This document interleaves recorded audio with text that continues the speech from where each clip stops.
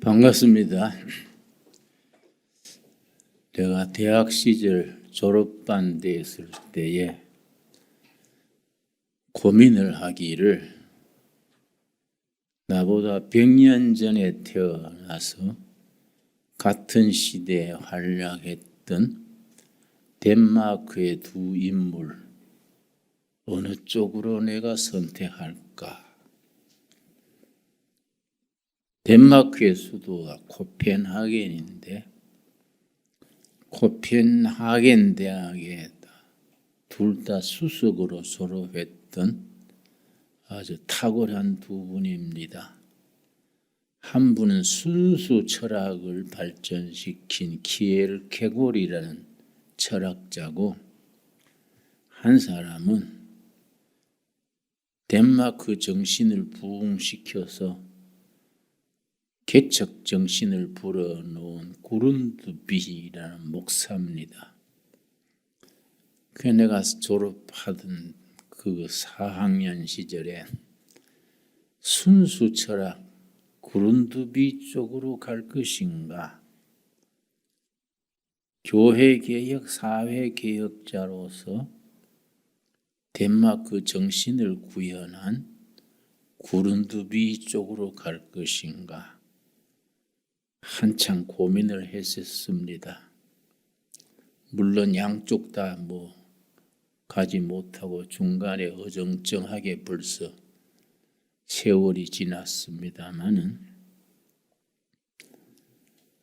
내가 그 시절에 고민했던 것 지금도 새롭습니다. 우리가 인생 살아가는데 젊은 시절에 자기 진로를 고민하고 내가 무엇을 위해서 살다가 어떻게 죽을 것인가, 크리스찬이면 당연하지만은 크리스찬이 아니더라도 그런 고민을 거치게 돼 있지요. 키에르케고르라는 철학자는 1800년대에 길지 않는 삶을 살면서 평생 일기를 적었습니다. 하루도 빠지지 않고. 근데 그 일기가 워낙 내용이 깊이가 있어서 실존주의 철학이라는 새로운 철학의 시족격으로 인정받게 된 분이 키에르케고르입니다. 죽음에 이르는 병, 이런 책으로 아주 참 철학계에서는 큰 태풍을 일으킨 인물인데, 그 사람이 22살 때 일기에 뭐라고 적었냐 하면은, 내가 그것을 위해 살다가 그것을 위해 죽을 수 있는 뭔가 something, 그것을 위해서 내 인생을 투자하고 싶다. 그것을 위해서 살다가 그것을 위해 죽을 수 있는 그 무엇, 거기 내 인생을 걸고 싶다. 일기문에 썼어요. 35살에 쓰기를, 내가 그것을 위해 살다가 그것을 위해 죽을 수 있는 것이 하나님의 말씀 외에 무엇이 있겠는가? 벌써 상당히 말씀 안에서 길을 찾은 거지요. 그리고 평생을 독신으로 있으면서 매일 그걸 자기 사색하는 거, 생각하는 걸 글로 남겼는데, 43살에 죽기 전에 글을 쓰기를, 나는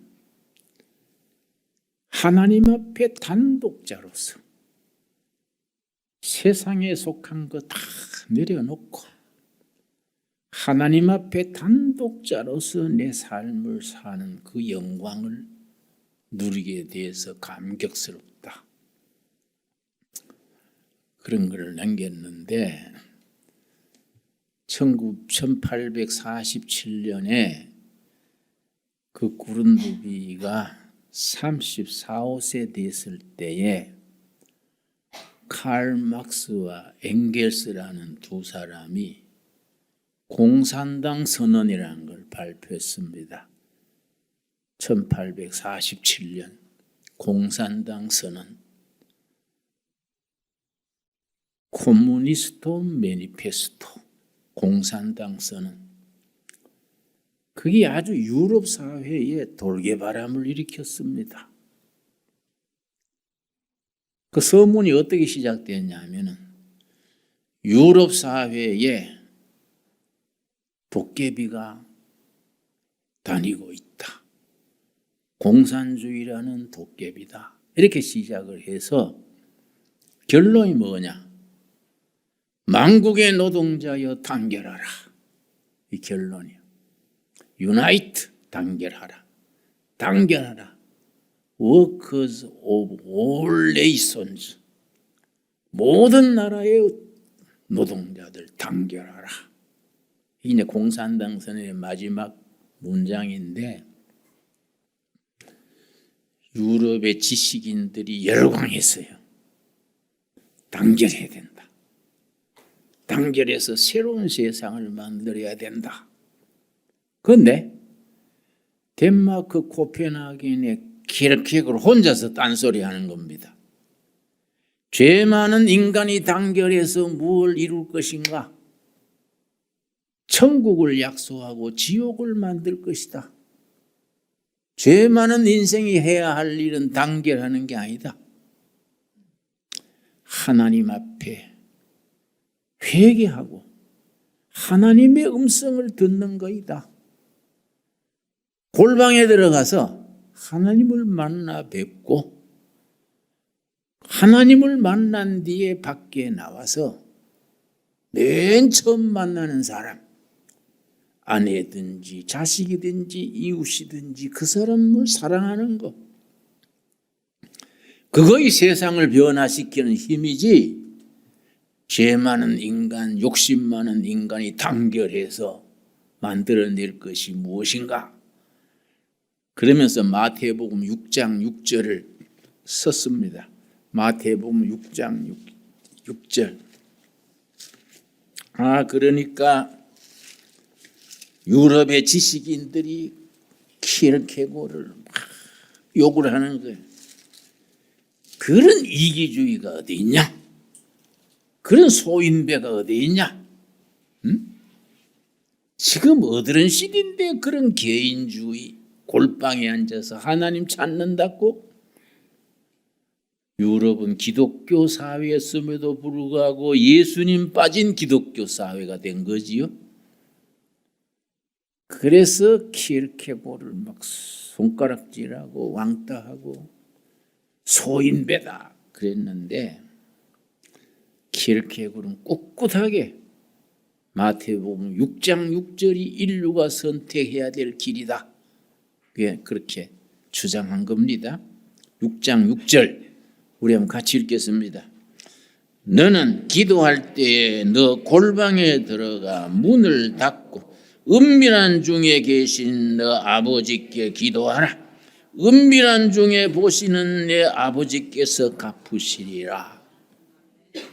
이 말을 인용하면서 우리 유럽의 지식인 청년들이 해야 할 일은 단결하는 게 아니다. 골방에 들어가서 문을 닫고 살아계신 하나님 앞에서 자신의 죄를 회개하고 하나님을 찾을 때다.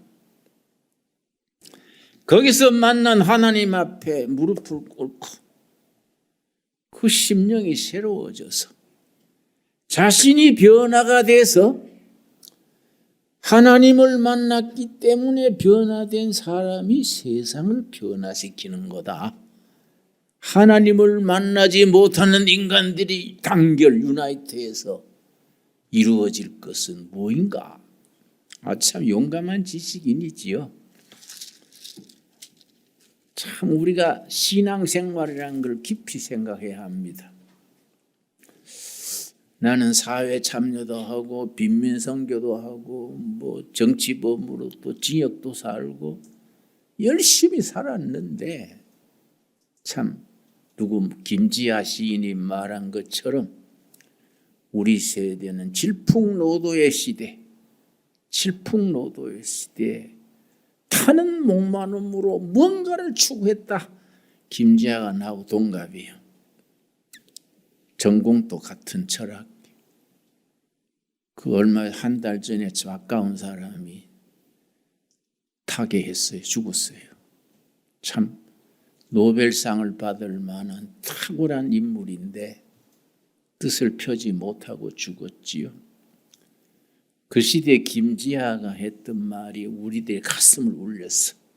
타는 목마름으로, 타는 목마름으로 질풍노도 같은 시대를 치열하게 살자. 근데 이런 경험 저런 경험 다 거친 뒤에 나이 들어서 내가 대학 졸업반 때 고민했던 키엘케고르로 돌아가는 거예요. 하나님 앞에 무릎 꿇고 방문을 닫아 걸고 하나님 앞에 단독자로서 하나님 앞에 내 자신에 대해서 물어봐야 된다. 하나님, 나를 세상에 왜 보냈습니까? 뭘 하라고 보냈습니까?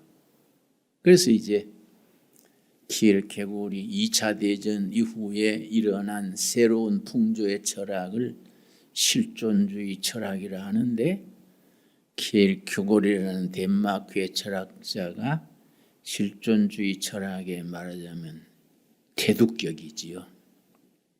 실존주의 철학에서는 뭐라 했냐면은 우리 인간은 이 세상에 던져진 세계의 존재, 독일어로 인데아 벨트자인, 세계의 존재로서 누군가에 의해서 세상에 던져졌다. 누구도 내가 태어나겠다고 신청해서 난 사람 없다. 던져진 존재, 그 게보르펜 하이트, 피투성. 태어나고 보니까 엄마란 분이 돌봐주고 아버지가 있고 이웃이 있고 자기도 모르게 이 세계에 던져진 존재다. 이건 아무도 거역할 수 없는 거예요. 그런데 한 가지 자유가 있다. 한 가지. 다시 던질 자유가 있다. 그 안트보르펜 하이트, 기투성. 기투. 다시 자기를 한번 던질 수 있다. 철학자들이 갈라지는 거예요. 어디로 던지느냐? 그 프랑스의 사르트르 같은 사람은 자유를 향해 던져야 된다. 독일의 하이데크, 야스퍼스 이런 사람은 프라이하이트, 자유를 향해 던져야 된다. 까뮤 같은 행동주의 문학자, 행동으로 던져야 된다. 나는 행동한다. 코로나는 존재한다. 이렇게 막 말하는데 키엘케고르이 뭐라 하냐면 아니다. 하나님께로 던져야 한다. 인류가 살 유일한 길은 하나님께로 던져야 한다. 거기에 인류의 구원이 있다. 그래서 죽기 전에 아주 유명한 말을 남겼습니다. 내 철학의 결론은 무엇이냐? 어떻게 하면 나는 진실한 크리스찬이 될 수 있을까? 내 철학의 주제자. 어떻게 하면 진실한 크리스찬? 하나님 앞에서 내가 진실한 크리스찬. 한 인간으로서 세상 거 다 내려놓고 하나님 앞에 진실한 크리스찬으로서 단독자로서 설 수 있느냐? 내 철학의 영원한 주제다. 근데 세월이 가고 나도 이제 천국 쪽이 더 시간이 가깝지요. 키엘케고르의 말이 생각나는 거예요. 마태복음 6장 6절이 생각나는 거예요. 이리 뛰고 저리 뛰고 뭘 해보겠다고 두 주먹 쥐고 방방 뛰는 게 아니고 골방에 들어가서 문을 닫아 걸고 전능하신 하나님 앞에 하나님, 내가 무엇을 위해서 살다가 무엇을 위해 죽어야 될까요? 내가 어떻게 하나님 앞에 진실한 크리스찬으로서 살아야 할까요? 그 질문을 다시 하게 되지요. 오늘 열왕기상 19장 보면은 엘리야 선지의 위대한 고민이 있습니다. 열왕기상 19장, 열왕기상 18장과 19장은 하늘과 땅 차이입니다. 열왕기상 18장에는 엘리야의 영권이 하늘을 닿았어요. 바알 선지 450명하고 갈멜산 꼭대기에서 그려가지고 하늘에서 불이 내려오는 신이 진짜다. 바알 신하고 여호와 신 겨뤄가지고 엘리야가 바알 신 제사장 450명을 물리쳤지요. 3년 6개월 비 오지 않던 하늘에 엘리야가 기도하니까 비가 왔지요. 열왕기상 18장에 엘리야의 영권이 하늘을 덮었어. 근데 19장 들어가면 팍 깔아지는 거예요. 하늘까지 올라가던 그 인기가 바닥에 떨어져 가지고 아합 이세벨 부부, 그 이세벨이라는 왕후가 아주 요물입니다. 이세벨. 결혼할 때 이시는 조심해야 돼요. 이세벨. 응? 필리핀도 뭐 이멜다인가 있잖아요. 그죠? 이미 이시 간 사람 할 수 없지만은 자나깨나 처조심하고 살아야 되죠. 근데 이세벨이 이게 아주 골치 아픈 여자예요. 자기가 지지하는 바알 제사장 450명을 숙청했으니까 가만히 있겠습니까? 엘리야, 내일은 네가 죽을 차례다. 딱 통보를 했어. 갑자기 딱 힘이 빠지는 거야. 아이고, 저 이세벨이 저렇게 앙심을 부으면 난 죽었네. 그래서 유다 사막 복판으로 사막으로 걸어 들어갔어요. 천지 나는 외톨이로구나. 사막으로 들어가서 사막 가운데 로뎀나무라는 나무 그늘에 앉아서 기도하는 겁니다. 열왕기상 19장 5절 말씀. 난 이 말씀 읽으면요, 굉장히 내 자신이 로뎀나무 그늘 아래 앉아 있다. 스스로 그렇게 생각할 때가 있습니다. 열왕기상 19장 5절. 로뎀나무 아래 누워 자더니 천사가 그를 어루만지며 그에게 이르되 일어나서 먹으라. 그 앞에 4절에 보면은 로뎀나무 밑에 앉아가지고 하나님 날 차라리 천국에 데려가 주십시오. 내 감당 못하겠습니다. 탄식하던 장면이 4절이죠. 19장 4절. 자기 자신은 광야로 들어가 하룻길쯤 가서 한 로뎀나무 아래 앉아서 자기가 죽기를 원하여 이르되 여호와여 넉넉하오니 지금 내 생명을 거두시옵소서. 나는 내 조상들보다 낫지 못하나이다. 완전히 낙심하고 겁먹어 가지고 유다 사막 하루 종일 사막 쪽으로 들어갔어. 이세벨의 그 협박에 겁을 먹고 로뎀나무 그늘에 가서 앉아서 하나님 죽고 싶습니다. 날 천국으로 데려가 주십시오. 난 천지의 외톨이고 패배자고 나고자입니다. 난 이 로뎀나무 이 나무를 내가 이 본문에 좋아하기 때문에 여러 해 전에 한 20년 됐지요. 성지순례 갔을 때에 사막을 차로 지나가다가 버스를 세워달라 했어요. 그래 안내인한테 로뎀나무가 어떤 나무지요? 물었어요. 로뎀나무 저기 로뎀나무다. 그래서 뭐 볼품 나무더라고요. 우리나라 아카시아 나무 비슷하게. 그 밑에 기대가지고 내가 한참 생각했어. 내가 지금 로뎀나무 있던 엘리야다. 나는 김엘리야다. 그러고 내가 앉은 적이 있어요. 내년 봄에 한 번 내가 성지순례 같이 한번 다시 가고 싶은데 그때도 내가 로뎀나무 찾아가야지요. 로뎀나무 밑에 앉아가지고 엘리야를 생각해야 되지요. 하나님, 나는 나고자고 패배자고 내 인생은 막바지입니다. 그때 하나님께서 숯불에 구운 떡과 한 병 물을 상을 마련해 주시고 엘리야야 일어나서 먹고 마셔라. 앞으로 네가 가야 될 길이 많다. 격려하셨지요? 5절 말씀 다시 읽습니다. 19장 5절. 로뎀나무 아래에 누워 자더니 천사가 그를 어루만지며 그의 끼르되 일어나서 먹으라 하는지라. 본즉 머리맡에 숯불에 구운 떡과 한 병 물이 있더라. 나는 이 말씀 어떻게 자신 있게 적용하냐 하면은 숯불에 구운 떡은 항상 말씀이지요. 물은 성령입니다. 로뎀나무 아래에 있는 엘리야 같은 우리들에게 숯불에 구운 떡과 같은 말씀의 능력과 한 병 물과 같은 성령님의 위로가 지금 우리들에게도 임하는 거예요.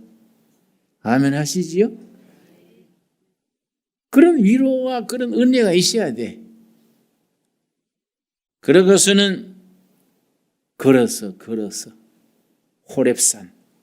호렙산은 신의 산과 같은 말이지요.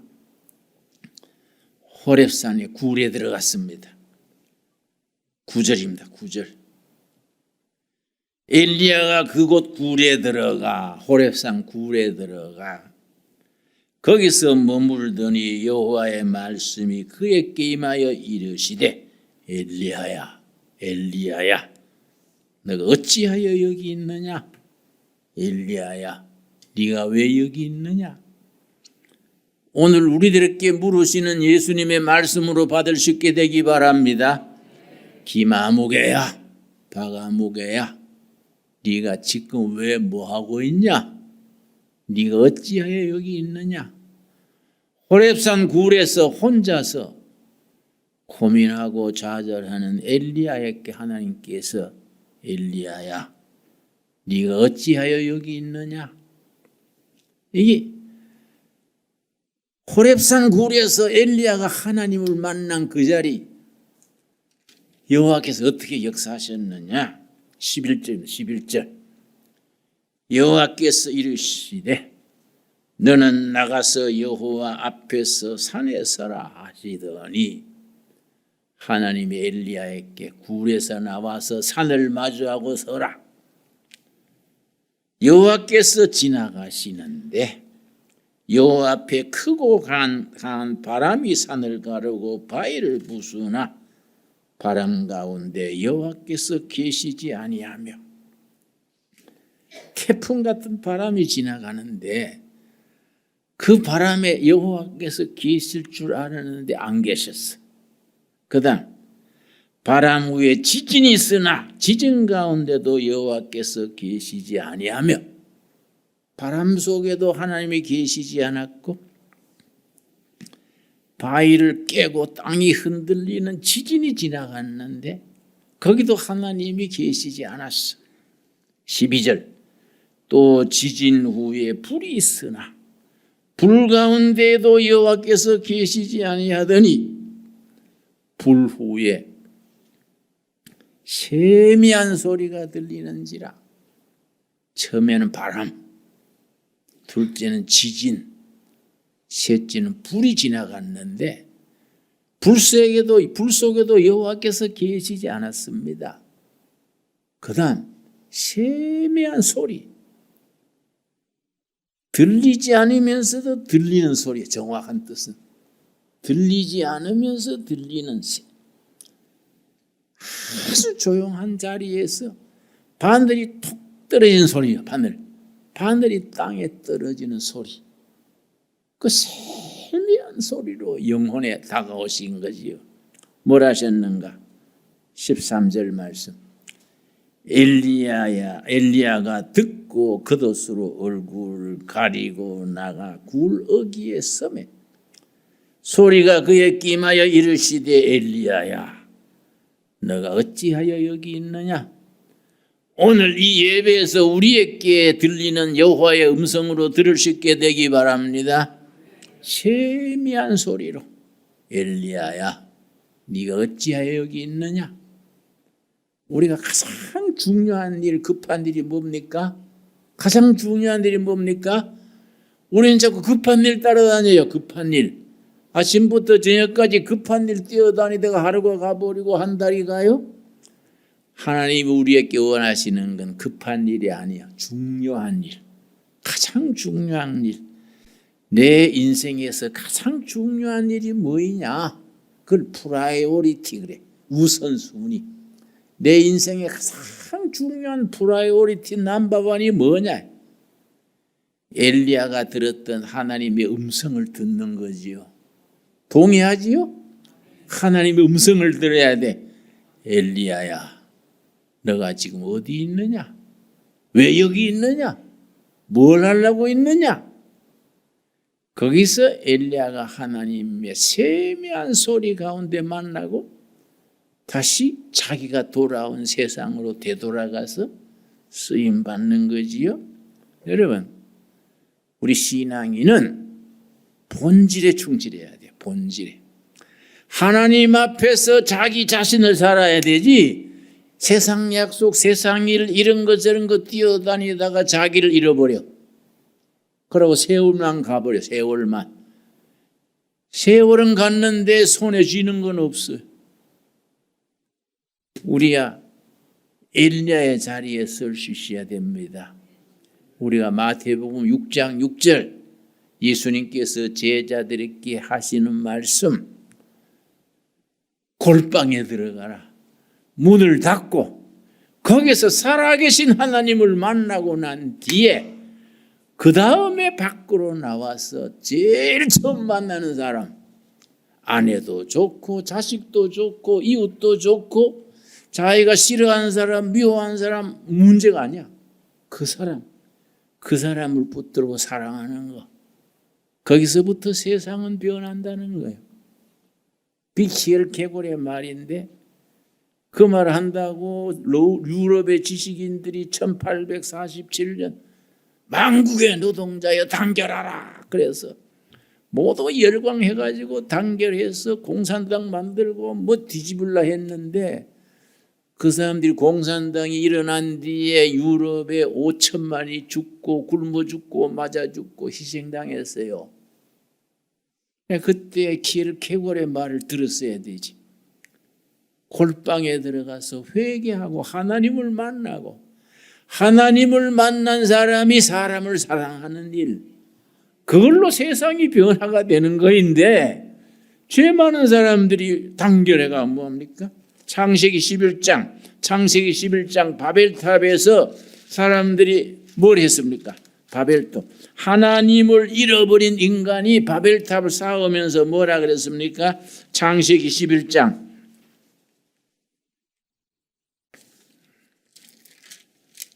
1절 말씀.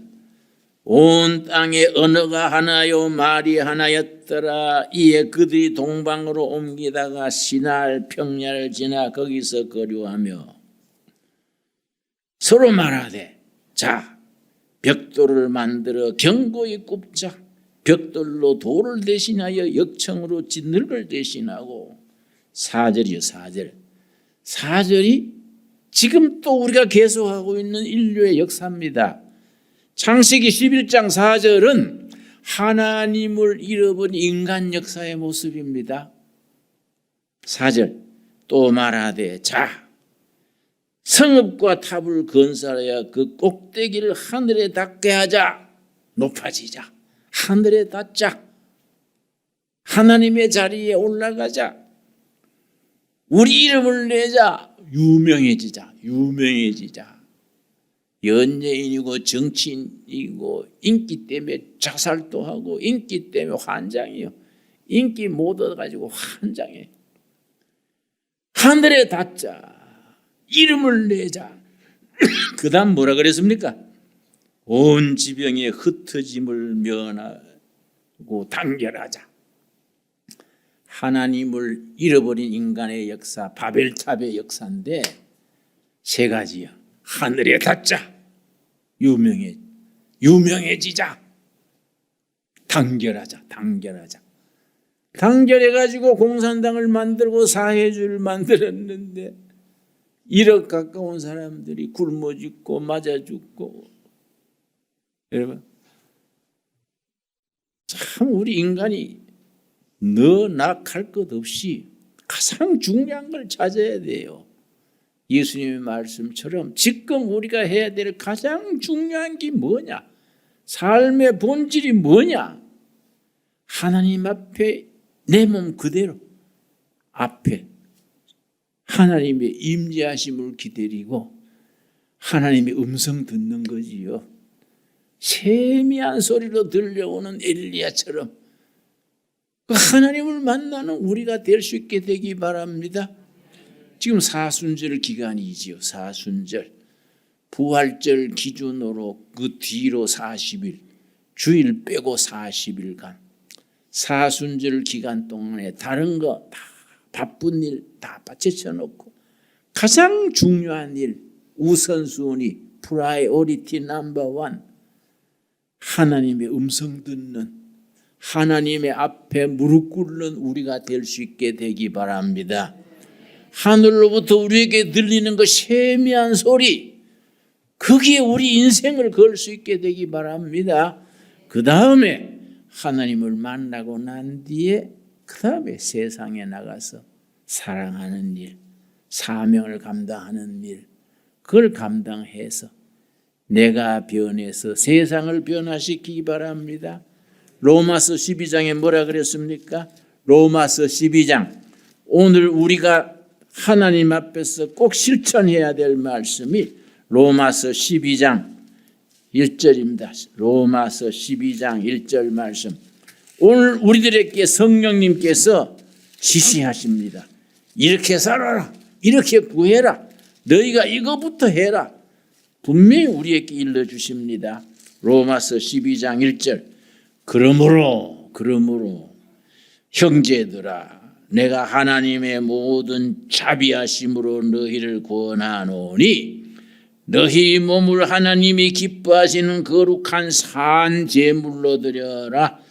이는 너희가 드릴 영적 예배니라. 무슨 예배냐? 살아있는 제물. 하루하루 살아가는 것이 살아있는 제물로 바쳐지는 삶이 예배가 되어야 된다. 삶이. 너희 삶이 세상 이권 평가 무슨 뭉치자 유명해지자 높아지자가 아니고 살아가는 삶이 예배가 돼야 된다. 2절이지. 2절 12장 2절. 너희는 이 세대를 본받지 말고 세상 풍속, 세상 가치관, 세상 흐름에 발맞추지 말고, 그걸 영어로는 컨펌되지 말고 오로지 한 길, 마음을 새롭게 함으로 뭡니까? 변화를 받아. 예수님을 만남으로 심령이 변화를 받아. 그걸 트랜스폼. 내가 자신이 말씀으로 은혜로 변화를 받아. 하나님의 선하시고 기뻐하시고 온전하신 뜻이 무엇인지 분별하도록 해라. 이것이 가장 중요한 일, 먼저 해야 될 일이다. 여러분, 로마서 12장 2절 같이 읽고 마치겠습니다. 시작. 너희는 이 세대를 본받지 말고 오직 마음을 새롭게 함으로 변화를 받아 하나님의 선하시고 기뻐하시고 온전하신 뜻이 무엇인지 분별하도록 하라. 여러분, 아멘으로 응답하시지요? 이 말씀이 우리에게 주시는 말씀으로 받을 수 있게 되기 바랍니다.